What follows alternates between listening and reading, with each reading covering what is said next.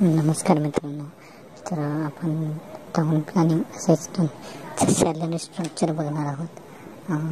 एकूण salary structure काय आहे. टाउन प्लॅनिंग असिस्टंट 2024ची नुकतीच भरती चालू आहे. फायनल मेरिट लिस्ट लागायची बाकी आहे.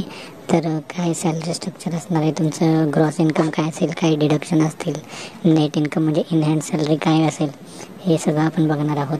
तर या खालील 3 मुद्द्यांमध्ये आपण सॅलरी स्ट्रक्चर बघणार आहेत. पहिलं म्हणजे ग्रॉस इन्कम, नंतर दुसरं म्हणजे डिडक्शन काय आहे, आणि मग इन हँड सॅलरी काय असेल.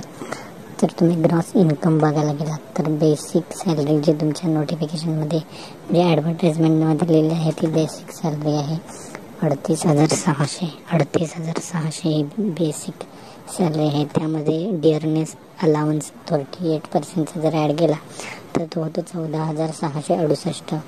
नंतर TA ॲड केला त्यामध्ये तर तो 1,350 होतो. NPS होतो 7,460. आणि हाऊस रेंट अलाउन्स, जो हाऊस रेंट अलाउन्स असतो तो प्रत्येक सिटी वाईज वेगवेगळा असतो. जसं की X city, Y city, Z city.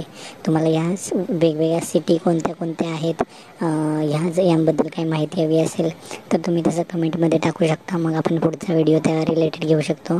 किंवा टाउन प्लॅनिंग असिस्टंटमध्ये सिलेक्ट झाल्यानंतर कोणकोणत्या डिव्हिजनमध्ये तुम्हाला पोस्टिंग मिळू शकते, त्या डिव्हिजनबद्दल तुम्हाला माहीत असेल तर तुम्ही तसं कमेंटमध्ये टाकू शकता म्हणजे आपण त्या रिलेटेड एक डिटेल माहिती घेऊन येऊ. ओके. तर आपण सध्या फक्त X सिटी पकडली आहे. तर X सिटीचा HRA आहे 10,422. आपल्या बेसिक सॅलरीनुसार 10,422 बसतो. तसं काय एकूण टोटल ग्रॉस इन्कम होते 72,500 रुपये.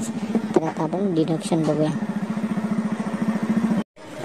नंतर आपण डिडक्शन बघणार आहोत. एकूण डिडक्शन किती बसतात ते. आपण आता ग्रॉस इन्कम बघितलेली आहे आणि डिडक्शनमध्ये सगळ्यात पहिला PF आणि DCP 12,700 लागते. प्रोफेशनल टॅक्स लागते 200. असं एकूण डिडक्शन आपण टोटल मारले तर 12,900 लागते. आणि मग लास्टला इन हँड नेट इन्कम बघायचे आपल्याला.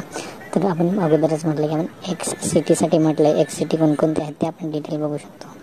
X सिटीसाठी आपली total in hand net income येऊ शकते 59,600 रुपये, म्हणजे 59,000.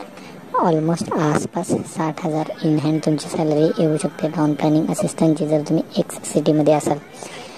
अजून तुम्हाला काय डिटेल माहिती हवी असेल कोणत्या टॉपिकबद्दल रिलेटेड तर तुम्ही कमेंटमध्ये तसं टाकू शकता. ओके. चला, थँक्यू.